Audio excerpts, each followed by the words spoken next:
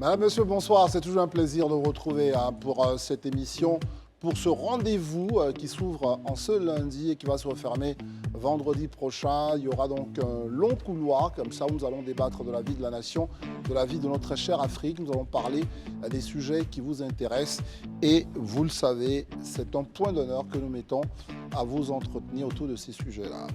Ce soir, nous ne recevrons pas toutes ces personnes, ces pseudo-démocrates qui ont pris le fusil comme un pis-aller pour évidemment faire croire qu'avec le fusil, on pouvait restaurer la démocratie.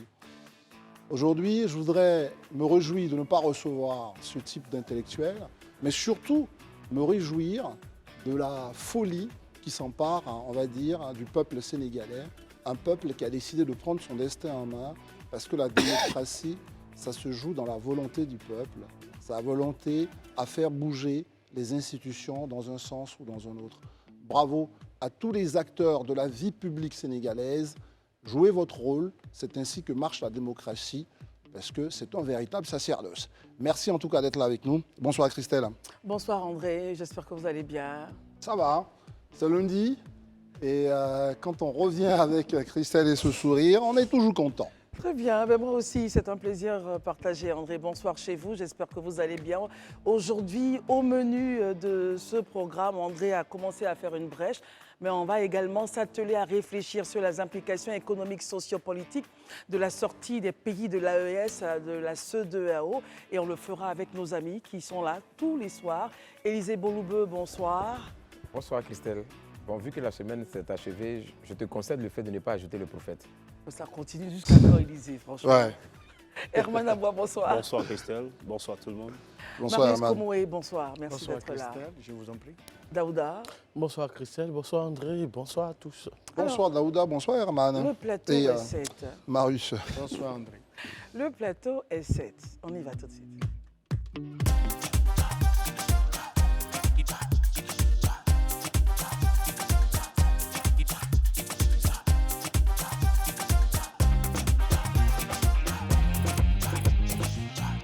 Les sujets d'importance en Afrique ne manquent pas.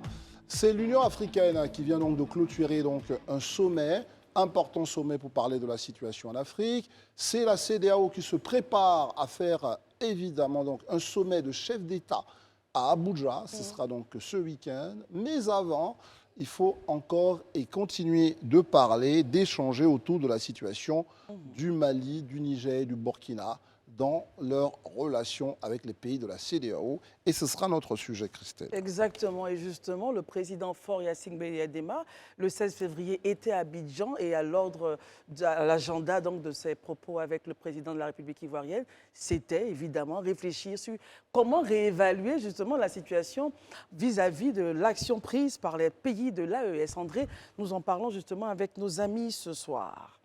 Élisée Boloubeu, commençons par vous.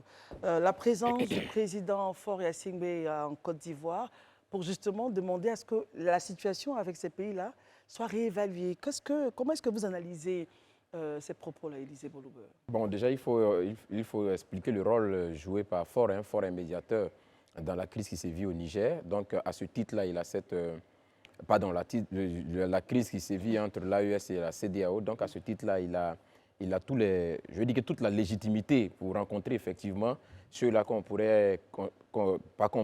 les chefs d'État effectivement de la CEDEAO et échanger avec eux pour voir dans quelle mesure détendre un peu la situation. Il faut reconnaître que moi je pense que cela dénote d'une lucidité parce qu'une chose est claire, c'est vrai, les tests existent et on essaie de les appliquer et toujours est-il que nous autres qui sommes très légalistes et qui tenons aux tests, on est très accrochés au respect des tests. Mais en même temps aussi, il faut comprendre qu'on est dans une communauté où il y a plusieurs millions de personnes qui peuvent à un certain moment donné estimer, pas forcément que les tests ne sont pas bons, mais estimer que leur pays, devant le fait accompli, a pris un virage. Voilà, a pris un virage, on est obligé de faire avec. Donc je crois que dans les premières heures, effectivement, la CEDEAO a tapé du poing sur la table pour essayer éventuellement de faire respecter les tests. Maintenant, le fait étant devant nous tous. Voilà, les faits étant devant nous tous, il faut donc adapter éventuellement les choses. Parce Très bien. qu'au-delà des leaders, comme je le dis très souvent, au-delà des leaders, il faut voir derrière cette multitude de Très bien. populations qui a besoin donc aussi de besoin. pouvoir vivre et s'intégrer aussi dans la communauté. Justement, parlons de cela et permettez justement qu'on regarde ces propos justement du président Faure Yassine Beyadema lorsqu'il était en visite à Abidjan. Regardez. Les préoccupations que nous avons au niveau de la sous-région, que ce soit au niveau de la CEDEAO comme de l'UMOA. Et le président Faure a été désigné comme le facilitateur, le médiateur par la CEDEAO pour nous aider à trouver une solution avec le Niger. L'Afrique de l'Ouest est un bloc. Notre région, je crois, n'a jamais connu de telles épreuves. Le problème du terrorisme qui nous affecte tous est un problème qui dure. Nous avons des États, un pays qui est sous sanction, d'autres qui sont suspendus et qui font encore face à des difficultés qu'ils connaissaient déjà. Donc, nous sommes préoccupés, le président et moi-même, de la situation humanitaire dans les différents pays et nous nous sommes interrogés sur la nécessité peut-être de réexaminer ou réévaluer notre stratégie de gestion et de règlement de ces crises-là. Quelle importance accordez-vous, mesdames, messieurs, donc, à cette visite? Comment vous l'analysez? Marius Komoé était-elle évidemment opportune par rapport au timing qu'on annonçait ici même, un sommet à venir des chefs d'État à Abuja? Déjà, les prémices d'une telle initiative entre le président Faure Yassine et le président ivoirien, M. Alassane Ouattara, dénotent de la volonté de nos chefs d'État d'aller vers une résolution pacifique, une résolution concertée de sortie des crises avec nos frères des États du Sahel. En effet, quand on sait l'embrigadement que constituent aujourd'hui les peuples du Sahel et ceux de l'Afrique de l'Ouest, pour ne pas parler de la Côte d'Ivoire, du Sénégal, du Mali, du Ghana et autres, il est bien évident, on sait bien en Côte d'Ivoire le nombre de Maliens qui constituent le peuple et qui accompagnent le peuple ivoirien dans son développement économique. On sait bien la présence du peuple burkinabé au Ghana, par exemple, et vice-versa. Donc, il est aujourd'hui inacceptable. Moi, en notre humble avis, nous pensons qu'il n'est pas du tout agréable que nos chefs d'État décident d'aller dans le sens des chefs d'État du Sahel en cautionnant justement leur volonté de sortie des crises, leur volonté de sortie de la CEDEAO. Il faut tout faire pour les ramener à la table de discussion, il faut tout faire pour les ramener au cœur de la CEDEAO parce que c'est ensemble que nous pourrions naturellement gravir les échelons, c'est ensemble que l'Afrique dans la zone CEDEAO pourra donc avancer et se développer. Mais on ne peut pas exclure ni le Burkina, ni le Mali, encore moins le Niger. Très bien. Et justement, Herman Aboua, lorsqu'on écoute un peu les propos entendus, réévaluer la situation, peut-être lever quelques sanctions pour faciliter le dialogue, comment est-ce que vous percevez tout ceci, Herman? Moi, comme je dis, je veux dire que le timing, quand on regarde, ça veut dire que si ces propos-là, cette vision-là était même venue dès le départ, lorsque les crises naissent et qu'on adopte déjà ce genre de position, aujourd'hui, il y a les sanctions. On constate que l'AES s'est constitué et c'est là maintenant qu'on veut réévaluer la gestion. C'est pour dire que les stratégies que les chefs d'État de la CEDEAO ont choisies dès le départ, et ces chefs d'État reconnaissent que ce n'était pas forcément la voie qui était opportune, qui était adéquate. Parce qu'aujourd'hui, on voit le message réévaluer les stratégies de gestion et de résolution des crises en privilégiant le dialogue, la concertation. Ce sont les mots forts qu'on souhaitait dès le départ de ces crises-là. On ne serait pas arrivé là aujourd'hui à voir une autre communauté se former dans la CEDEAO. Voilà. Donc moi je pense que c'est jamais tard pour bien faire les choses. Et il faudrait on est en train de voir comment ça va se dérouler de façon pratique ces nouvelles stratégies-là de résolution de cette crise-là parce que, mine de rien, les chefs d'État de l'AES ont une position qui ressemble à des positions, je ne dirais pas de non-retour, mais des positions fermes. Ça ressemble à la position ferme, c'est ce que vous dites. Alors, Daouda, face à tout ce qu'on vient de dire, est-ce que vous pensez, on va poser la question de but en blanc, finalement, si ça ressemble à une position ferme, quelles seraient les conséquences de ce retrait et comment vous analysez justement tout ce qu'on vient de dire? Conséquences de le retrait et analyse des D'accord. propos. D'abord, je pense qu'il faut analyser la décision des 3 pays de l'AES sous 2 aspects. Le premier aspect, c'est que depuis un certain temps, leur sortie, la création de l'AES, je pense que pour qui suit l'actualité au niveau du Sahel, c'est qu'il n'y a rien de surprenant dedans. Quand on sait que le Niger qui avait subi des sanctions, du coup, ils avaient commencé à avoir une harmonie au niveau de la prise de position. Aujourd'hui, le Mali et le Burkina ne sont pas sanctionnés. C'est le Niger qui souffre des sanctions. Donc, ils vont commencer à durcir le ton pour dire non, désormais, nous, on sort de la CEDEAO parce qu'on sait que bientôt, il y aura un sommet de la CEDEAO pour pousser la CEDEAO à lever ses sanctions au niveau du Niger. Ça, c'est le premier point. Deuxième aspect, c'est qu'il ne faut pas faire occulter aux gens que le Mali et le Burkina avaient des engagements fermes avec la CEDEAO. C'est cela, des élections. Des élections. Pour celui du Mali arrive à échéance à la fin de ce mois de février. Pour celui du Burkina arrive pratiquement à la fin au niveau de juin ou juillet là-bas. Tout ça pour nous dire quoi, Tout ça pour dire que des gens qui ne veulent plus aller aux élections, qui se sentent bien dans le confort du palais du Koulouba et au niveau de Kosiam, finalement, ils ne veulent pas quitter ce confort-là. Donc aujourd'hui, ils vont essayer de, à chaque fois, noyer le poisson dans son eau. Mais je termine par ça. Sur quoi, aujourd'hui, en fait, ces présidents sont en train de partir d'une république autocratique dans la mesure où ce genre de décision qui engage les peuples, les millions d'habitants burkinabés, maliens et nigériens, personne n'a été, interrogé. Même l'Assemblée nationale. Il aurait fallu faire un référendum. Au moins un référendum pour demander, parce qu'aujourd'hui, on parlait de conséquences. Quand aujourd'hui, ces pays-là vont sortir, mais les millions d'habitants ne pourront plus bénéficier de la carte biométrique ou du passeport de la CEDEAO. Donc, ça sera un frein à la libre circulation des biens et des personnes au niveau de la CEDEAO. Donc, peut-être qu'ils se disent que ça a un impact sur la CEDEAO, mais c'est un impact dans les deux sens, en fait. Mais en même voilà temps, ce que je voulais dire. J'entends bien votre point, mais en même temps, André, on entend également bien la vision du président Faure.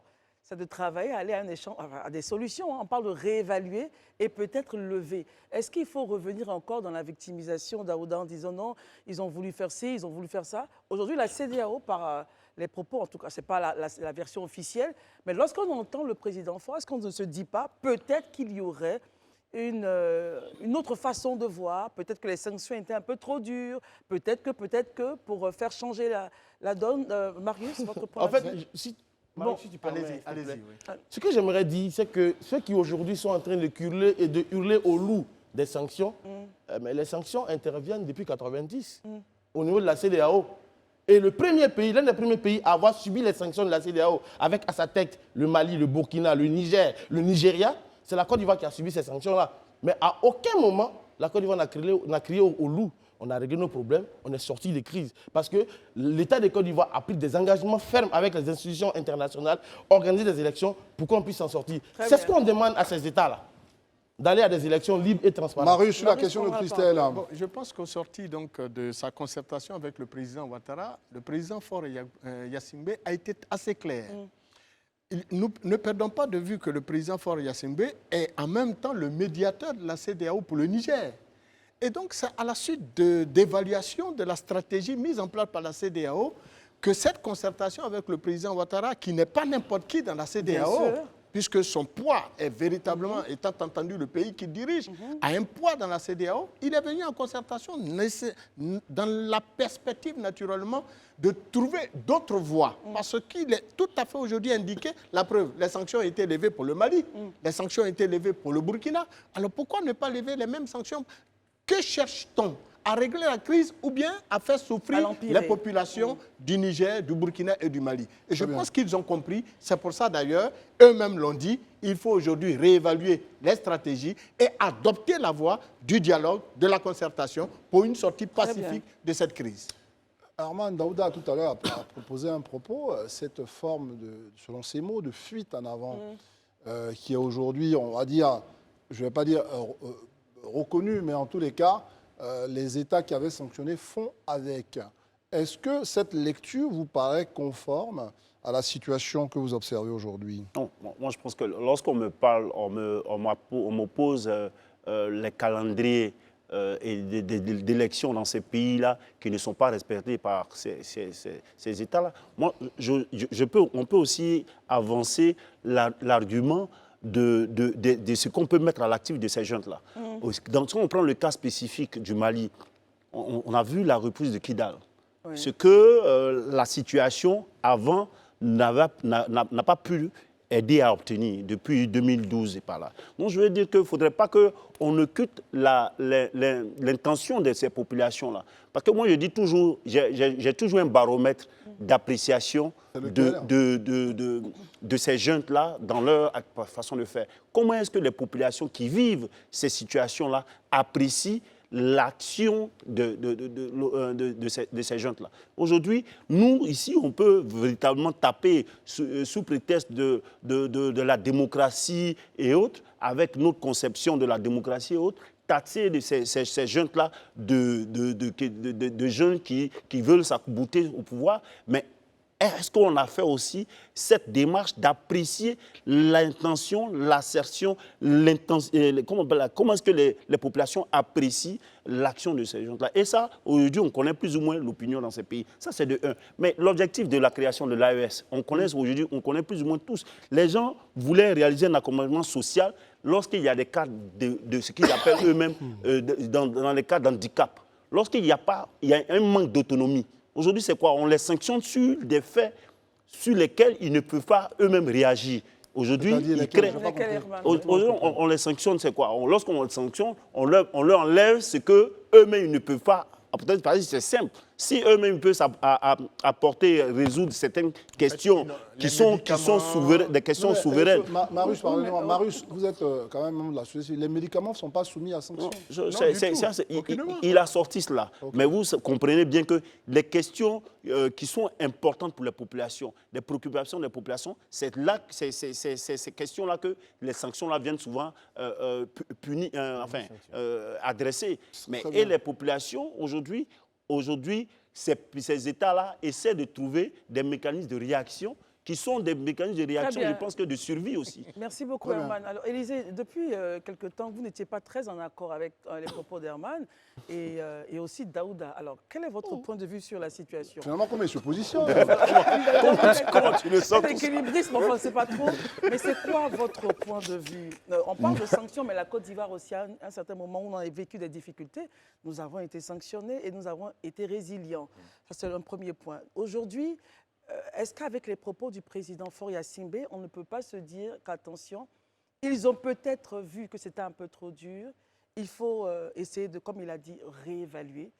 Est-ce que nos sanctions ne sont pas trop dures? Est-ce que les textes sont d'actualité avec ce qui se passe? Enfin bref, comment est-ce que vous analysez tout ceci? Je note que depuis en fait, que vous évoquez la question ou l'intervention du président Faure, vous êtes dans une dynamique de laisser croire que les efforts doivent venir en fait de la CEDEAO. Mais qui vous dit, qui vous dit que les échanges ou bien l'intervention de Faure, puisqu'il est en qualité de médiateur, n'est pas aussi de porter la voix des gens de l'autre côté qui veulent quelque part desserrer les taux ou bien qui veulent quelque part renoncer à leur projet? Ça peut être aussi une réalité. Ça peut être ce qui motive aussi l'action du président Faure. Dans ce cas, Élisée, votre réaction est adressée à Herman. Oui, tout à fait. Donc, j'en viens concernant Herman. Ça peut être aussi une démarche pareille qu'il est en train d'entreprendre pour faire entendre quand même la voix de... Parce que là, comme Herman le dit, on est sur le plateau, on évoque un certain nombre de choses. Mais vous savez, gérer un État, ce n'est pas juste gérer une association de quartier, c'est deux choses totalement différentes.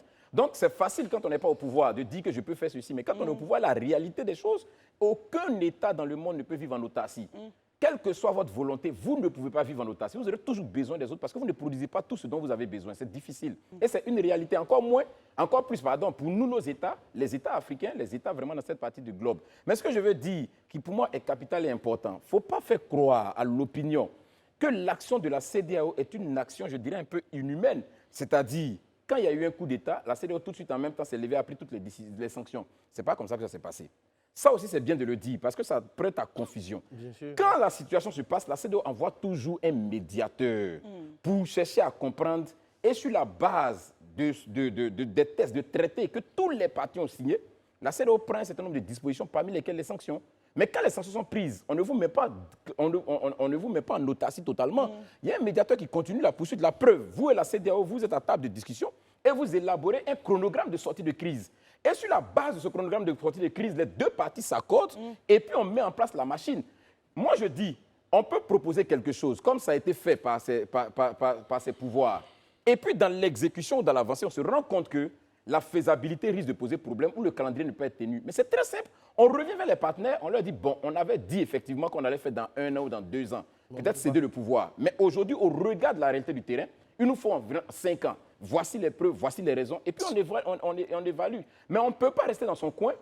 Et puis, on prend des engagements. Et puis, on ne les respecte pas. Et on laisse croire que ceux avec qui on a pris l'engagement sont des personnes de mauvaise foi. Et c'est là que je trouve quand même que ce n'est pas très sérieux de la part quand même de ces régimes-là. Alors, on pourrait imaginer, comprendre, quand on fait une évaluation, que certains de ces régimes, justement, pourraient dire que la CEDEAO fait 2 poids 2 mesures. Comme quoi, par exemple? Quand il s'agit, par exemple, de certains pays, on est très... Comme lesquels? Très prolixe. Et puis, bon, pour d'autres, par exemple, pour le cas du Sénégal, on peut observer tout ceci. On regarde, hein, et puis on essaie de faire des analyses pour mieux comprendre.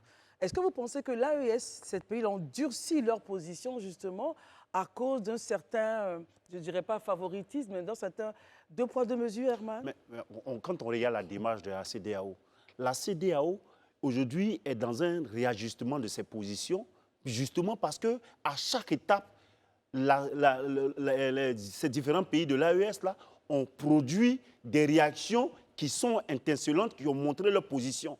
Donc aujourd'hui, c'est la nécessité d'aller à une certaine union. J'explique simplement. Je veux dire aujourd'hui, la décision, on a vu ici, la CEDEAO vouloir aller enlever une junte au pouvoir, aller au Niger, enlever une junte au pouvoir, n'est-ce pas? Mais en ce moment-là, elle aurait pu penser à des concertations, elle ne l'a pas fait. C'est parce que... Non, mais je n'ai pas terminé. C'est parce que justement, face à chaque réaction de la CEDEAO dans sa façon de vouloir gérer ces crises-là, il y a eu devant la CEDEAO, ces pays-là, ces jeunes-là, comme on aime les appeler ici, ont eu des réactions fermes qui ont amené la CEDEAO à réajuster ses positions jusqu'à ce qu'aujourd'hui, on soit dans un concert où on privilégie la concertation, le dialogue et ce que les gens avaient demandé de privilégier dès le départ. Très bien. Élisée voulait réagir. On va permettre à Élisée ensuite. Non. On garde le dialogue entre vous et oui, puis après on passe. Oui, tout à l'heure, je suis en train de l'expliquer et je répète. Il ne faut pas donner l'impression que les chefs d'État de la CEDEAO sont des personnes sans cœur ou sans réflexion ou sans, je vais dire, quelque part d'empathie. Ce n'est pas juste, ce n'est pas sérieux. Ce n'est pas vrai. Quand ça se passe, nous tous on a suivi. Mais attends, avant qu'on ne parle de coup d'État au Mali, avant qu'on ne parle de coup d'État au Burkina, avant qu'on ne parle de coup d'État au Niger, il y a eu le coup d'État de Guinée. Mais la Guinée est où aujourd'hui? Pourquoi la Guinée n'est pas dans l'AES? Pourquoi la Guinée n'est pas traitée au même titre que les autres? Selon vous, pourquoi justement? Mais justement parce que la Guinée a pris un ensemble d'engagements vis-à-vis de la CEDEAO et la Guinée essaie de suivre ces engagements qu'elle a pris vis-à-vis de la CEDEAO. À un certain moment, ils ne rompt pas le dialogue. Et puis la Guinée... Mais pour répondre rapidement, à Élisée, la Guinée, le coup d'État en Guinée, il est plus vieux que celui du Niger. Mais aujourd'hui, la Guinée n'a pas encore produit son calendrier d'élection présidentielle, les prochaines élections. Il ne faudrait pas qu'on essaie de trouver aujourd'hui. Il faut qu'on retienne... Non. Et aujourd'hui, on constate que c'est parce que la Guinée est aujourd'hui peut-être un bon élève qui suit, comme on le dit là, les préceptes de gestion de la CEDEAO selon la CEDEAO. Donc, on épargne la Guinée. On constate bien que la Guinée n'a pas le même profil que ces 3 États de l'AES. Non, j'ai terminé. Bon, je pense qu'il faut qu'on dise les choses comme... Le principe d'intervention militaire n'a jamais été évoqué au Mali. Le principe d'intervention militaire n'a jamais été évoqué au Burkina. Ce n'est qu'au Niger ça a été évoqué. Alors que les coups d'État ont eu lieu avant ceux du Niger, pourquoi est-ce qu'on l'évoque au Niger? Selon vous, pourquoi? Mais parce qu'à un moment, la CEDEAO s'est dit, là, si on ne met pas le là, on risque de tomber dans une situation d'instabilité générale pour la région. On a 4 pays sur 15 qui subissent un coup d'État en l'espace même de 2 années d'intervalle. C'est quand même trop. À un moment donné, il faut qu'on donne l'impression que non, on a quand même... En prison. On va terminer. Voilà, qui donne quand même le là. On ne pourrait pas continuer cette là de peur de déstabiliser la région. Donc on prend l'ensemble de décisions dans cette optique-là et on se dit non, voilà ce qu'on... Mais en réalité, est-ce que vous pensez objectivement et honnêtement, moi je le dis, que l'objectif de la CEDEAO, c'était d'aller en guerre contre le Niger? Jamais. Très bien. Ce n'était pas l'objectif réel de la CEDEAO. Et on termine sur Élysée. Alors, on a fini je pense ce sujet. qu'on ne va pas refaire certainement l'histoire de ces Ah trois oui, on États. analyse certains points. Exactement, mais on aurait évidemment, vous avez parlé du cas du Sénégal, vous parlez de ce qui se Mais passe pourquoi on peut aujourd'hui au comparer le cas Sénégal. du Sénégal? Enfin, vraiment, excusez-moi d'intervenir comme ça de but en blanc. J'allais dire une révolution démocratique, un combat démocratique avec des gens qui ont pris des armes. Enfin, vous êtes quand même un membre de la société civile. Absolument. Excusez-moi, ça a le don de manipuler un peu de faire une telle comparaison. Ce que j'ai voulu surtout dire, Oui. je ne voulais pas faire donc, un tel parallèle. D'accord. Je voulais simplement dire tout simplement que la situation qui prévaut Oui. est aujourd'hui derrière nous. Il faut aujourd'hui trouver les voies et moyens à maintenir nos frères des trois États de l'AES dans la CEDEAO. D'ailleurs, vous constaterez avec nous qu'en quittant la CEDEAO, ils ont pris soin de ne pas quitter l'UEMOA. Ouais. Pourtant, la CEDEAO, c'est au moins 8 États de l'UEMOA qui y sont. C'est ça. Et ces 8 États-là sont frontaliers. Ce qui veut dire qu'ils continuent de commercer. La preuve, ils continuent d'aller au Bénin, au Togo, à Abidjan, en Côte d'Ivoire, pour pouvoir s'approvisionner.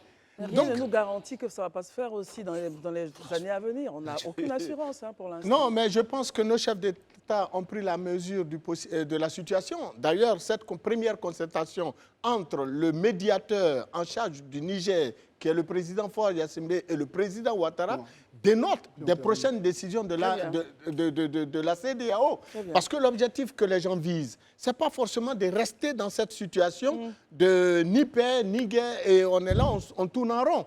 Aujourd'hui, la CEDEAO veut avoir une idée claire de sortie des crises dans ces États, en ayant des calendriers clairs pour ramener les États aux civils. Je veux dire, la gestion de ces États aux civils. Et donc, il faut espérer. Ok, merci beaucoup Christelle et André. Il faut dire aux uns et aux autres ici qu'en vérité, la CEDEAO a toujours discuté avec les républiques en kaki. C'est très important. Et c'est avec beaucoup de discussions avec les capitaines, les généraux et les colonels qu'il y a eu un chronogramme pour qu'on puisse aller aux élections. Mais à chaque fois qu'on approchait de ces échéances-là, il y a de nouvelles situations qui ont été trouvées. Ces mêmes États dont on parle aujourd'hui, à un moment donné, aujourd'hui, on parle de sortie de la CEDEAO. Mais les mêmes personnes, il y a quelques temps, sont sorties du G5 Sahel. Parce que dès l'instant qu'il y a une situation, non, nous on sort. À un moment donné, c'est vrai que le monsieur, comme on dit, il faut insister pour qu'il reste dans la CEDEAO, tout et tout. Moi, je pense que ces États-là sont dans un poker menteur. Donc, allons-y au bout avec eux, jusqu'où ils sont prêts à aller, pour que chacun de nous, à un moment donné, il y a un adage ivoirien qui dit « conséquence conseille mieux que conseil lui-même ». Donc, allons au bout de la bêtise, pour voir jusqu'où chacun va tirer les conséquences. Et après, si on doit s'unir, on va s'unir. Vous n'allez pas, Et c'est quoi la bêtise je prends pour vous couper, vous n'allez pas vouloir que les populations soient plus imbriquées, comme il disait tout à l'heure. Non, ce serait ça, aller jusqu'au bout. Non, en fait, l'idée aujourd'hui, c'est qu'aujourd'hui, j'ai entendu sur ce plateau-là que les populations de ces pays-là soutiennent les jeunes. Et pourtant, dans ces pays-là, il y a une majorité silencieuse qui n'arrive pas à parler. Des gens sont pris de force pour les envoyer au front. Des gens sont pris pour les mettre en prison. On ne parle pas de cela. Et ça dit que tous ceux qui sont membres de l'AES, qui sont au Mali, au Burkina, au Niger, sont d'accord avec la junte? Non, je ne pense pas. À un moment, comme les gens pensent que c'est ce qu'on doit faire, il faut le faire simplement. Et puis on regarde. Sinon, pour ma part, c'est parce qu'aujourd'hui, le général, qu'on appelle ça, Assimi Goïta, Ibrahim Traoré ne veulent pas aller à des élections. C'est ça l'objectif qui est clair. Alors, on comprend bien que quand vous dites il faut les laisser aller jusqu'à dans leurs bêtises, la bêtise pour vous, c'est de confirmer donc l'AES. Leur sortie de la CEDEAO. Non, voilà, on revient sur la question parce que nous, on est un peu interloqués. Bien sûr. Quand même, les peuples, qu'est-ce que vous faites les peuples? Il y a ce que veulent ces militaires qui sont au pouvoir, mais il y a aussi la vie des peuples. Vous ne pensez pas que les conséquences seront terribles pour des peuples qui ont l'habitude de vivre ensemble? Est-ce qu'il ne faut pas rechercher justement la fraternité qui a toujours régné dans Donc, est-ce qu'il ne faut pas apprécier l'acte qui est posé là par... Exactement. En fait, ce n'est pas que je n'apprécie pas l'acte. Ce que j'essaie de dire, si vous vous rappelez très bien, dans mon propos liminaire au débat, je disais que mais ils sont entrés dans une dynamique d'autocratie. Ils ne demandent l'aval de personne. Ils y vont seuls. Et on nous fait croire que la population les soutient. de fond en comble. Non. Ok. Moi, je dis simplement que Très bien. avançons. On a Alors, compris votre point de vue là-dessus. Élisée Daouda. demandait la parole. Élisée, allez-y, je vous Oui, je demande la parole parce que quand même, il est important de rétablir des faits. Tout à l'heure, je pense que dans l'une des interventions, quelqu'un a tenté d'évoquer ou a évoqué le cas du Sénégal et puis André a dû réagir. Vraiment, je m'insurge en faux de dire que la CEDEAO est restée muette face à la situation au Sénégal. C'est Ah non, archi Ça, faux. c'est même pour les faits. Il y a un Moi, j'étais dans le communiqué principe. C'est qui justement date du ce 7 dont je voulais parler. février sur le site, et il est encore disponible sur le site de la CEDEAO. La C'est ça, ouais. commission invite toute la classe Toutes les politique parties sénégalaise prenantes, à évidemment. prendre les dispositions pour respecter la date constitutionnelle. Donc on ne peut pas dire que la CEDEAO est restée muette devant la situation au Sénégal. C'est archi faux. Très bien. Et ça, c'est justement des éléments de langage qu'on développe pour justifier une position qu'on veut rigide vis-à-vis de la CEDEAO, ce qui n'est pas normal. À un moment donné, c'est vrai, la CEDEAO, comme toute organisation sous-régionale d'ailleurs, a des faiblesses, même comme l'Union africaine a beaucoup de faiblesses. Énormément. Mais aussi, il faut reconnaître quelque part que la CEDEAO a des principes qui, en réalité, si on veut la rendre forte, cette CEDEAO-là, c'est à nous déjà de commencer à respecter les clauses des traités qu'on a pris de commun On accord. va Et ça, c'est écouter important de le Herman dire. sur ce point. Herman, allez-y. Moi, sur le cas du Sénégal, c'est un cas Est-ce que vous l'entendez, le point qui est d'Élysée? particulier. Non, j'ai quelque chose à dire. Je note simplement qu'effectivement, la CEDEAO a bien fait de demander à ce qu'on respecte le calendrier Tout à fait. constitutionnel. Mais aujourd'hui, qu'est-ce qu'on constate? Aujourd'hui, après la décision du Conseil constitutionnel qui demande à ce que ce calendrier soit respecté, on attend que le président Macky Sall, qui a les rênes du pouvoir, puisse décider de sorte de l'opérationnalité de tout ce processus-là pour que les élections se tiennent. Depuis là, on n'en a pas encore vu et Très on n'a bien. pas encore Herman, vu la CEDEAO posez-vous. insister sur l'affaire. Ce Oui, qu'on dit dans le cas du Herman, Sénégal, Herman, c'est que la CEDEAO... Non, Ça a quoi à voir avec la termine. CEDEAO? Vous pouvez terminer, mais Oui, ça a mais quoi à ce voir avec que- la CEDEAO? oui, mais on peut s'attendre à une certaine fermeté, comme on a vu la Mais CEDEAO c'est le cas, faire. vous ne la Les sentez autres- pas? Non, ces discours, ces notes qui sont des notes, non, il faut travailler, c'est communiqués. c'est politique, il faut travailler, tous les acteurs politiques au Sénégal doivent travailler à ce que le calendrier constitutionnel soit respecté. Mais après, on fait quoi? Permettez, Quand qu'auriez-vous le aimé, calendrier Herman? électoral soit respecté, Ça, qu'est-ce c'est qu'on une fait bonne après? question. Oui, Voilà. Vous auriez dû Herman, faire quoi? selon vous, qu'est-ce que la CEDEAO aurait dû Mais la faire? CEDEAO aujourd'hui là, doit pouvoir demander à Macky Sall de respecter la décision du Conseil Mais c'est constitutionnel. ce qu'elle a fait dans le communiqué. Ce qu'il y a dit dans le communiqué, c'est quoi? Ça veut dire quoi? En français facile, ça veut dire quoi? Ça, c'est un communiqué du 7. C'est ce que je suis en train Mais de oui. dire. Mais Oui, le c'est un communiqué du 7. communiqué du 7, là, Oui. il est avant la décision du Conseil constitutionnel qui demande aujourd'hui, le Conseil constitutionnel, après ce communiqué-là, ça c'est le communiqué depuis Non, le il y a début. eu un communiqué après le Conseil constitutionnel. C'est factuel. Hein. Après non, c'est une information. On peut vous la partager. Après le communiqué du Conseil constitutionnel sénégalais, la CEDEAO a produit un autre communiqué. Vous comprenez? Donc, ça veut dire qu'à chaque étape de la crise La CEDEAO sénégalaise, réagit. la CEDEAO a réagi. Ouais. Maintenant, Et quand à la je dis, suite, quand je non, dis, je poursuis ce je qu'André a parlais dit. À la moi, suite je de n'ai la pas fini décision mon de la point. CEDEAO. Ok. Permettez à Herman de continuer. Ce qu'on dit, on n'a pas dit que la CEDEAO ne fait pas son travail à chaque fois de produire un communiqué. On sent pas une certaine fermeté quand il s'agit de certaines situations. Ça, c'est pour finir. Mais pour parler même de l'AES, pourquoi est-ce que des pays, aujourd'hui, on sent que la CEDEAO a quand même est quand même grippée depuis son fonctionnement il y a plusieurs décennies. Aujourd'hui, des pays de la sous-région se mettent ensemble à 3 pour essayer de régler les problèmes d'autonomie qui ne réussissent pas à être résolus lorsqu'ils sont dans la CEDEAO. En quoi est-ce que c'est mauvais? Aujourd'hui, dans l'idée de nos pères fondateurs de nos pays, c'était l'unité africaine. Aujourd'hui, l'Union africaine, la CEDEAO, ces organisations qui sont sous-régionales, jusque-là, n'ont rien pu faire.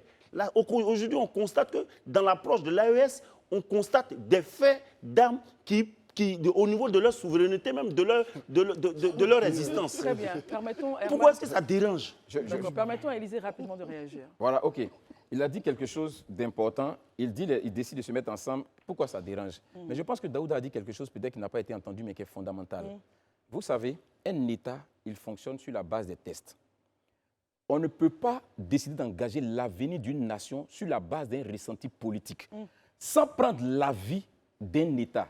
Aujourd'hui, le président Ouattara, qui est le président de la Côte d'Ivoire, même avec sa bonne volonté, ne peut pas décider d'enlever la Côte d'Ivoire dans l'Union africaine sans recourir soit à l'Assemblée nationale, soit à un référendum, pour avoir l'avis au moins des Ivoiriens. C'est quelque chose de nécessaire. Mais ça ne peut pas se faire dans la mesure où les régimes qui sont en place ne sont pas des régimes élus par le peuple. Donc ça devient difficile. Il faut dire qu'on arrive à un ordre constitutionnel et sur la base de cet ordre constitutionnel, maintenant on engage des États dans des décisions d'avenir. C'est ce qui est réaction par rapport à ça? Élysée, tu prends le mauvais exemple. Je pense que dans le cas de la Côte d'Ivoire, on peut spéculer plusieurs fois. On a Vas-y. vu ici, dans ce pays, oui. des questions qui devaient peut-être porter au référendum et autres. Exemple. Que le chef Allons de sur les l'État, le factuels. On chef va de être factuel. l'exécutif... Lesquels? On va être factuel. Laisse-moi finir. Non, mais on va être factuel. Non, je ne veux même pas faire de faisons polémique la là-dessus. discussion. Et ça permet-moi de ne pas faire de polémique là-dessus, Non, parce que ce laisse-moi. n'est pas ça l'objectif C'est lui, principal ils du ont sujet. dit ça. Ce que je dis, dans ce pays-là, on a vu des questions qui sont des questions qui pouvaient être posées par référendum aux populations. Et on a vu que l'exécutif, le chef de l'exécutif, a pris sur lui parce que la On est à Constitution la ne lui télé, permet faut qu'on soit- de Attendez, régler cela par attendez, décret, messieurs. par des ordonnances. Très Et bien. on avance avec ça. Vous finissez C'est sur son ça. droit. Vous finissez sur Mais il ne ça. faudrait pas nous faire croire que les populations, là, finissez lorsque les chefs de la sur junte ça. là, font ces Herman. genres de trucs-là, que ce n'est pas fait ailleurs. Faut finir Non, sur j'ai ça. terminé. Terminé sur le sujet et on va passer à la réception de notre invité. On va vous permettre quand même de nous faire une, comment je vais dire Synthèse. ça, une forme de synthèse de tout ce qui a été Non, dit. j'ai écouté avec beaucoup d'intérêt mes amis. Mais il faut dire tout simplement que quand on est citoyen d'une sous-région, l'objectif que nous visons, ce n'est pas de voir un des pays constituant la zone de cette sous-région se retirer des activités économiques, des rapports de coopération bilatéraux. Non, ce que nous recherchons, c'est l'unité africaine. Et l'unité africaine passe par la résolution de façon pacifique, quelles que soient les crises. Il y a eu plusieurs coups d'État, ce n'est pas les premiers coups d'État que nous connaissons en Afrique seulement. Cette fois-ci, c'en était de trop, puisque, comme vous l'avez dit vous-même, en moins d'1 an, 2 ans, quelqu'un l'a dit sur ce plateau, on a connu au Quatre moins coups d'État. 4 à 5 coups d'État. Bon, et donc, rappelez-vous, au Soudan, le Non, peuple... on ne pourra pas aller vers le Soudan. Non, je donnais des exemples parmi tant d'autres. On a vu le cas du Soudan, on a vu le cas du Gabon, on a vu le cas du Mali, du Sénégal. Bon, ça n'était trop. Bon, au niveau de la sous-région, aujourd'hui, je pense que les chefs d'État ont bien perçu. Très bien. Après, c'est eux qui prennent les mesures, ce n'est pas nous. Ils ont bien perçu D'accord, c'est la ça. situation On a- et on ont a- décidé on a- d'aller vers la on a- paix. on a perçu. Donc voilà. On a perçu. Très bien, merci à tous. En tous les cas, tout ce que vous avez dit, ça a permis de comprendre que tout ce qu'on doit faire, c'est pour le bonheur des uns et des autres. Je pense justement au bonheur d'Ablassé Ouedraogo, un haut fonctionnaire qui aujourd'hui est réapparu dans une vidéo avec une arme. Voyez-vous, il a 71 ans et donc nos décisions impactent des gens, parfois des pauvres gens. On va permettre justement de faire le point sur Enrôlé ça. comme VDP, Et hein. évidemment, on se retrouvera demain ou dans la semaine pour voir le développement de cette affaire. Nous avons d'autres sujets qui nous attendent et il était impatient. C'était important pour nous de le recevoir. C'est un jeune journaliste, enfin un apprenti journaliste. Il va venir parce que c'est sans doute sa première télé, on va dire, hors son école. Et ça va être un bon moment pour nous d'échanger avec lui, le jeune Ben Konaté. Ben Konaté, bonsoir, merci d'être là. Bonsoir, Madame Christine. Alors, on parlera avec vous de l'apport du journalisme dans l'amélioration des conditions des travailleurs. Et vous êtes président du comité d'organisation de la FEJ. Qu'est-ce que c'est la FEJ? Alors, je dirais du FEJ. Le FEJ, c'est le forum des étudiants en journalisme de l'ISTC. Et cette année, c'est la 12e édition. Donc, La caméra. nous parlons justement de l'apport du journalisme dans l'amélioration des conditions des travailleurs, dans la mesure où, en tant que journaliste, il est important pour nous de porter un regard sur cette situation, parce que le constat qui est fait est malheureusement pas honorant. Donc, il est important que nous puissions toucher du bout de doigt cette question. Ben Konaté, on va parler de votre activité, mais restons sur vos propos. Le Oui. constat qui est fait est alarmant. C'est quoi? Qu'est-ce qu'aujourd'hui, vous, en tant qu'élève, étudiant, pardon, vous constatez et qu'on vous renseigne sur le fait que les journalistes n'y participent pas suffisamment au bien-être des uns et des autres? Naturellement, il y a un effort qui est fait, mais l'effort reste toujours moins suffisant. Donc, il est important que l'effort soit redoublé. Donc, et aussi, donc, nous, notre objectif, c'est de pouvoir attirer l'attention sur cette question, montrer justement l'urgence qu'il y a, apporter un regard en tant que journaliste justement, sur cette question, justement pour créer un changement positif au sein de la société. Erwan? En tout cas, Ben, merci. Bravo pour ce que vous prenez comme initiative. Merci. Moi, je veux savoir quelles sont les conditions du travailleur qui, aujourd'hui, qui est à l'arme et qui interpelle à ce que le journaliste, aujourd'hui, puisse s'en préoccuper. Alors, je pense que vous avez vu sur le pont Alassane Ouattara, il y a eu des travailleurs qui se sont plaints, des conditions pas tellement réunies. Et Sur cet également- exemple, Oui. sur cet exemple précisément, peut-être d'autres, vous trouvez que les journalistes ne parlent pas suffisamment des conditions des travailleurs, ne portent pas des sujets beaucoup plus sociaux? Naturellement, ils en parlent naturellement, parce que vous-même vous en parlez très souvent ici sur votre plateau, mais ce n'est pas suffisant. Donc il faut que l'effort soit doublé justement pour qu'on puisse sentir l'impact justement que le journaliste peut avoir sur une question. Dans la volonté de pouvoir parler de tous les sujets, où est-ce que vous mettez le fact-checking? Le fact-checking, aujourd'hui, c'est un problème assez important parce qu'aujourd'hui, il y a la prolifération des fake news. Donc, il est important qu'on puisse vérifier, c'est vrai, mais c'est aussi une question. Cette question aussi, heureusement, est là. Et donc, nous, notre objectif en tant que jeune étudiant, en tant que journaliste déjà, en tant que futur professionnel, donc il est important qu'on puisse porter un regard sur ça parce que ce n'est pas seulement le fact-checking qui existe comme problème sociétal.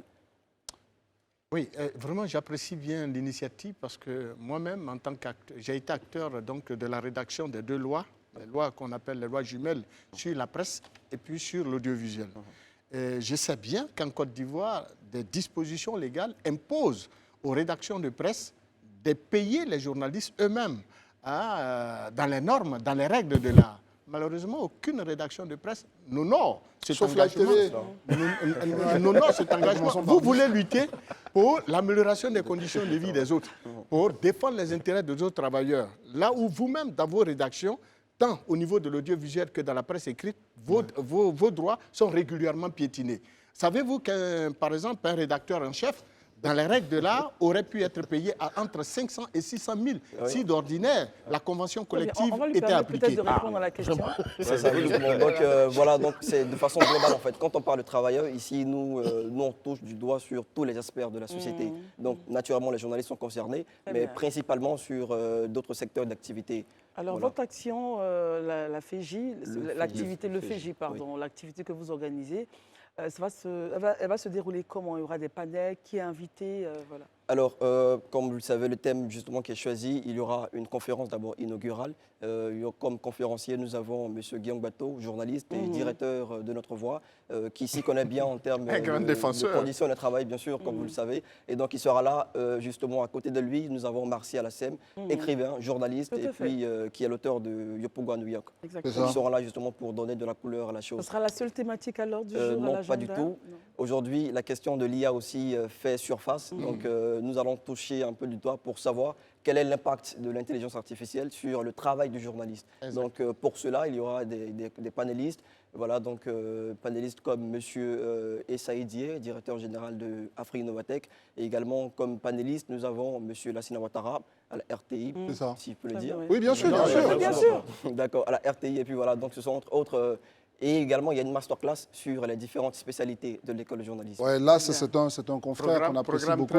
Alors, pour vraiment terminer là-dessus, et on vous laisse, en gros, il faut retenir que les étudiants en journalisme, parce que c'est ça, vous êtes des étudiants sur votre forum, vous réfléchissez à votre situation et voir comment vous pouvez résolument impacter le pays. J'ai un peu, j'allais dire, résumé ce que vous voulez faire. C'est cela, et c'est demain à partir de 8h en amphithéâtre de l'ISTC Polytechnique. Alors, je dirais aux téléspectateurs, payez le transport, venez, et si vous n'êtes pas satisfait du contenu qu'on vous aura proposé, vous serez remboursé. Ah ouais, mais ça c'est bien ça, on va l'applaudir, le jeune journaliste qui est déjà, il a déjà quelques techniques. Merci en tout cas à Ben Konaté qui est le président du comité d'organisation du FEJ, qui est le forum donc des étudiants en journalisme à l'ISTC Polytechnique. C'est toujours un plaisir pour nous, parce que c'est un vieux débat. Enfin, je fais exprès que tout le monde nous ressort chaque fois. Mais voyez-vous, on reçoit les journalistes qui sont à l'école. Quand ils ont du talent, je pense qu'il ne faut pas trop s'inquiéter pour eux. Ils vont forcément avoir de la place dans les médias. C'est clair. Et il faut rappeler que votre parrain, le parrain de la cérémonie, vous n'en parlez pas. Si, bien sûr, c'est M. André Silva-Conan, que nous saluons très de passage parce qu'il nous accompagnait il y a un mois, ce n'était pas évident. Donc un grand merci à lui. C'est très important. Merci. Merci Christelle. Oui, merci à tous. C'est la pause, vous ne bougez pas. On se retrouve juste après. Merci. Vous êtes de retour sur votre chaîne préférée, canal numéro 6 pour la TNT ou pour le bouquet Canal+, ou encore 206 pour ceux qui sont hors de Côte d'Ivoire. Nous étions dans les débats à propos de l'AES et la CEDEAO. On a parlé avec ces jeunes étudiants. Et là, maintenant, ouvrons une lucarne sport. Ouais, le sport nous manque. On en parle un tout petit peu, Christelle. Exactement. Alors, 2 points à l'agenda pour le sport. Enfin, confirmé, il s'agit bien de Faye Mers. Vous le savez, il a été confirmé comme entraîneur des éléphants de Côte d'Ivoire. Réaction, messieurs Élysée? Ben, c'est une très bonne chose. Je pense que c'était attendu de tous, c'était souhaité aussi par la quasi-totalité de la population. Je pense quand même que pour le parcours qu'il a eu avec les éléphants durant cette CAN, c'est amplement mérité. Moi, je demanderais juste aux membres de la fédération de le prolonger, en tout cas sur un temps qui soit raisonnable, au moins 4-5 ans. C'est jusqu'en 2026. 2026. Voilà, 2026. Voilà, 2026. Donc, disons jusqu'au mondial, on espère qu'on partira avec C'est le ça, mondial c'est ça, prochain. au mondial. Voilà, c'est déjà une très belle initiative. Il a le temps vraiment de construire une équipe combative qui pourra nous permettre de gagner encore d'autres lauriers. C'est une très bonne chose. Herman, la fédération en phase avec l'avis de la population sur Faye-Mers? Moi, je pense que c'est sans surprise, hein. J'avais déjà dit ici, ce qui aurait étonné, c'est qu'on ne le confirme pas. Aujourd'hui, l'important pour moi, c'est de savoir la cagnotte qui lui est destinée, qui doit être semblable à ce qu'on avait prévu pour son prédécesseur. Donc, il a fait un travail d'Hercule, donc c'est normal qu'il soit confirmé. Ok, Marius, c'est une nouvelle qui ne vous laisse pas, j'allais dire, bouche bée. Hein. Vous Non, dites, c'est dans l'ordre normal des choses. Il faut dire c'est une suite logique. La suite logique, c'est que d'ailleurs, il faut rappeler que dans les premiers plans du COMEX, c'est-à-dire le comité exécutif de la FIF, eh bien, c'était Fayet qui était envisagé, qui était vu comme l'entraîneur principal des éléphants. Et puis plus tard, le COMEX avait décidé donc d'aller chercher Gassé. N'empêche qu'ils ont fait venir Fayet comme le second. Et avec le temps, justement, c'est Dieu qui donne toutes les possibilités aux uns et aux autres. Et Fayet a eu sa chance avec cette CAN. Après quelques déconvenues de Gassé, il a pu vraiment démontrer qu'il était à la hauteur des attentes des populations ivoiriennes et donc du COMEX. Et alors, sa confirmation n'est qu'une suite logique.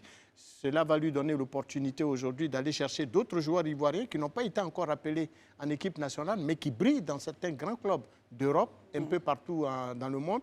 Il aura donc cette ambition d'aller les chercher pour pouvoir préparer les éliminatoires de la Coupe du Monde et certainement la Coupe d'Afrique au Maroc très bientôt.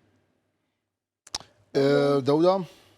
Bon, je pense que c'est la suite logique des choses, hein, même si certaines personnes se disaient qu'il n'était pas dans les starting blocks, mais dans le plan directeur de Idriss Diallo. Comme Marius vient de le dire. Voilà, Gassé était là pour 2 ans.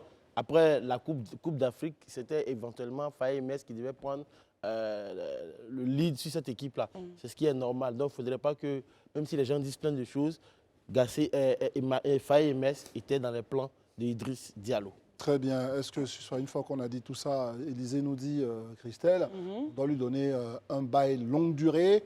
Est-ce que vous pensez que jusqu'en 2026, ça correspond à ce que tout le monde pense? J'ai entendu la population, etc. Ou vous vous dites, il faut être prudent quand même? Bon, moi, je pense, 2026, c'est 2 ans. Ça veut dire d'ici à 2026, on lui donne 2 ans. Moi, je pense qu'on peut faire plus que ça. On a des exemples qui devaient nous inspirer, qui devaient inspirer la fédération. On a celui, par exemple, du Sénégal. Voilà, on a celui du Sénégal, avec Aliou Cissé, qui est là, je crois, depuis 2013 ou 2014. Voilà, et qui a fait un bon travail dont les fruits aujourd'hui sont perceptibles. Je pense qu'il faut aller au-delà de ces 2 ans. Bon, je crois que c'est dans l'optique de lui donner une certaine pression en termes de résultats. Mais je pense que vraiment, si tant est qu'on veut encore continuer à glaner des rosiers, parce qu'on a une équipe qui est beaucoup jeune, hein, la moyenne tourne autour de 22-23 ans. Donc, on peut vraiment encore construire sur du long terme et puis gagner d'autres lauriers. Il faut peut-être ajouter 2 autres années encore dessus, soit 4 ans ou 6 ans. Moi, je pense que ça sera raisonnable pour lui. Est-ce que sur le temps, permettez Christelle, ce n'est pas une façon aussi de protéger Faye-Mers en lui donnant un temps court, histoire de ne pas trop l'installer dans une trop longue routine? La question du temps, c'est vrai que pour pouvoir bien faire des générations de joueurs, il faut pouvoir avoir un temps long. Mais je pense que 2 ans déjà, pour moi, hein, je ne vais pas faire de polémique là-dessus, c'est suffisant. C'est pas mal. Surtout qu'on peut prolonger ce délai-là. Donc moi, je pense que ce n'est pas ça qui est l'inquiétude. Très bien, donc voilà, c'est fait. C'est fait, mais bon, Voilà. le destin d'un homme peut en impacter celui d'un autre. C'est ce qu'on a observé Exactement. durant cette CAN. Gassé est parti, Faye-Mers est arrivé. Mais le fait que Gassé soit parti, ça l'a mis sur la place des entraîneurs. Et Gassé pourrait se retrouver donc entraîneur de l'Olympique de Marseille, qui vient de limoger son entraîneur, Gennaro Gattuso. Donc, voyez-vous, Jean-Louis Gassé pourrait se retrouver dans un grand club français pour poursuivre sa carrière. Élisée, expliquez-nous un peu votre rire. Je vous donne la parole, allez-y, expliquez-vous. Non, mais... Il pourrait avoir, voilà, il pourra avoir du travail. Non, je tiens à vous rassurer, hein, le riz n'a rien à voir avec un riz moqueur. D'accord. C'est plutôt que, je crois que Gassé est en train de partir vers ce qu'il sait faire le mieux, Parce que quand même, en termes d'entraîneur, entraîner une sélection, ce n'est pas aussi évident qu'entraîner un club. Vous savez, après le succès, on a l'exemple, après le succès de Hervé Renard avec la Côte d'Ivoire, il est parti à Lille. Ça n'a pas fait long feu. Il a été très vite limogé. Souvent, il y a des entraîneurs qui produisent des résultats dans la durée. Et ces entraîneurs-là sont bons pour des championnats, pour des clubs.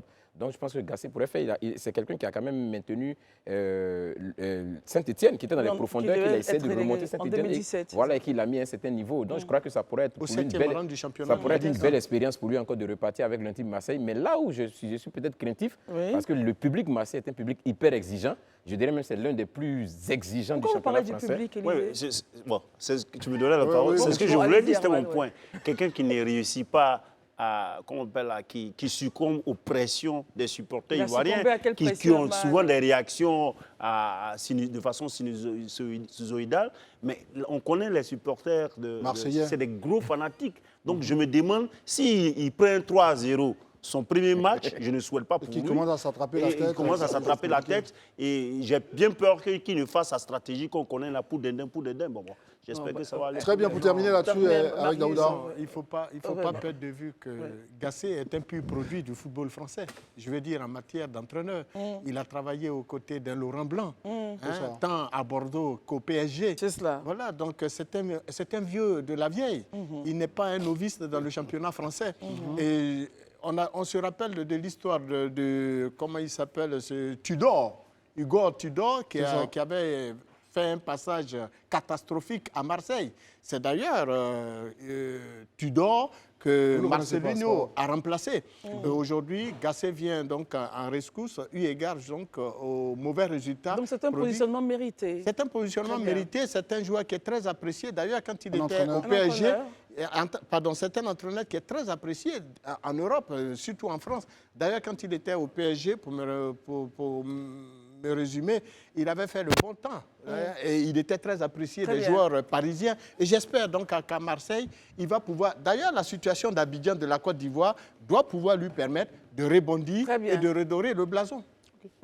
Très bien. En tout cas, merci pour ce tour. Daouda nous fait justement la gentillesse de ne pas prendre les propos. Parce que nous avons un invité et on doit parler quand même d'un sujet qui est très important pour la question de la santé en Côte d'Ivoire, la santé publique.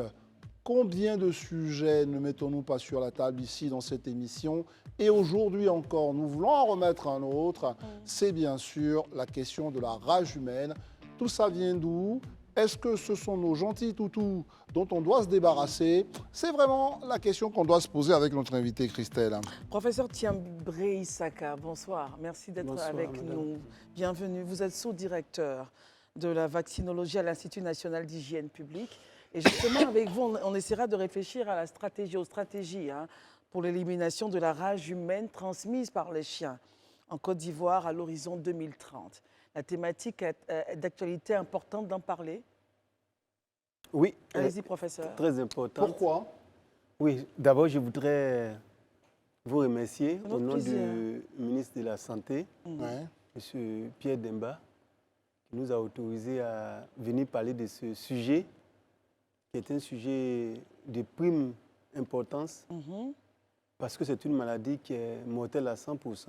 À 100%? Voilà. C'est-à-dire que, permettez-moi que je vous prenne comme ça, quand on a contracté la rage humaine, il n'y a pas de possibilité d'en guérir? Non, il n'y a rien à faire. Lorsque les premiers signes commencent, il n'y a plus rien à faire. C'est la mort. C'est la mort, inéluctablement vers la mort. Très bien. Donc, c'est une maladie Et c'est pourquoi il faut en parler? Oui, c'est pourquoi il faut en parler, parce que c'est l'information qui peut permettre, qui peut permettre de sauver des vies.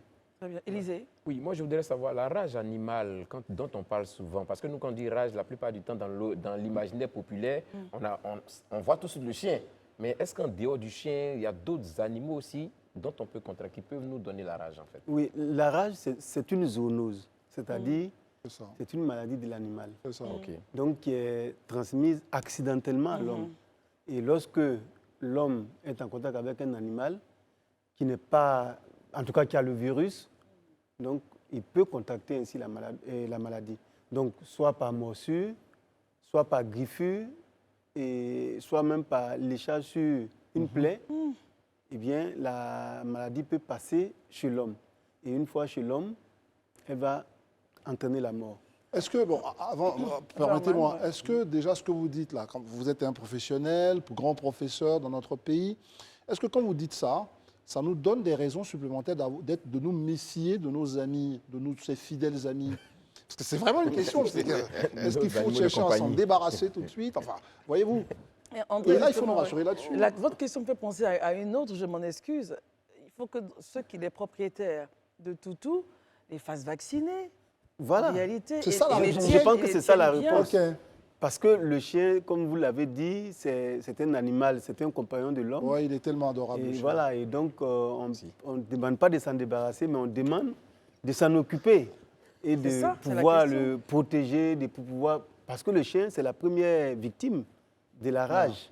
Donc si on aime bien ces animaux, eh bien, il faut d'abord les protéger. Et la vaccination, elle coûte cher, elle est gratuite, enfin, elle est subventionnée, ça se passe comment? Mais ça, c'est très intéressant. Bon, la vaccination chez l'homme, parce qu'il y a deux niveaux. Il faut éviter de se faire mordre. Oui, je parle du chien, évidemment. C'est le chien qui doit se faire vacciner, n'est-ce pas? Non, le chien... Le chien et l'homme. Voilà, normalement, le chien doit... Voilà, premier niveau, le chien doit être vacciné. D'accord. Et ça, c'est gratuit ou bien c'est payant? Non, c'est payant, mais il y a des campagnes qui sont faites par le ministère des Ressources animales et halieutiques. Oui, on en a reçu un ici. Voilà, donc je pense...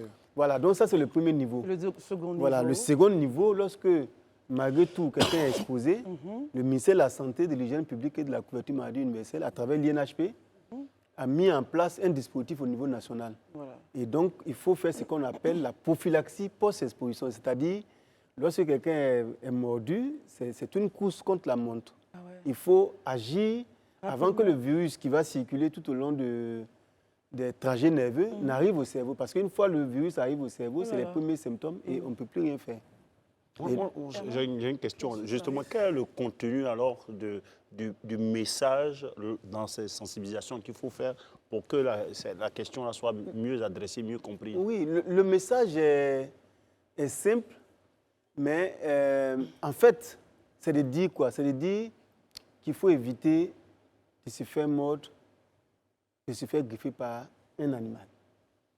Bien sûr, c'est de conseiller aussi que quand on a un animal, il faut le vacciner. Parce que dans nos travaux, dans les recherches que nous faisons, c'est à peu près un quart des animaux qui sont des animaux errants. Voilà. Le reste, ce sont des animaux qui sont dans des ménages, dans les domiciles.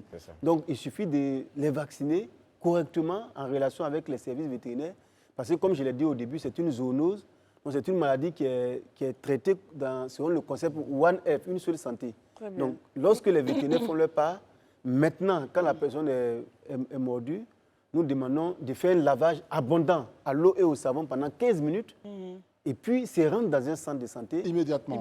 Immédiatement, voilà. Mais j'ai été un peu provocateur quand je vous parlais de se débarrasser. Je vais vous donner la parole très rapidement de nos amis, nos toutous. Mais est-ce que la principale question, ce n'est pas le rôle de l'Institut d'hygiène par rapport aux chiens errants? Parce que c'est ceux-là, parce que les autres, je pense que les Ivoiriens s'en occupent quand ils sont dans leur foyer, les amis. Mais les chiens errants, qui est de la responsabilité un peu publique, comment on fait aujourd'hui? Quelles sont les campagnes que vous menez pour ne pas qu'on les voit divaguer dans nos cités? Non, les chiens, je l'ai dit, ça c'est le ministère des Ressources animales et halieutiques. Ça, ce n'est pas de votre ressort. Voilà, ça, ce n'est pas de notre ressort, à proprement parler. Mais c'est que nous pouvons faire... Vous travaillez en synergie, n'est-ce pas? Oui, nous travaillons ensemble, selon le concept Une seule santé.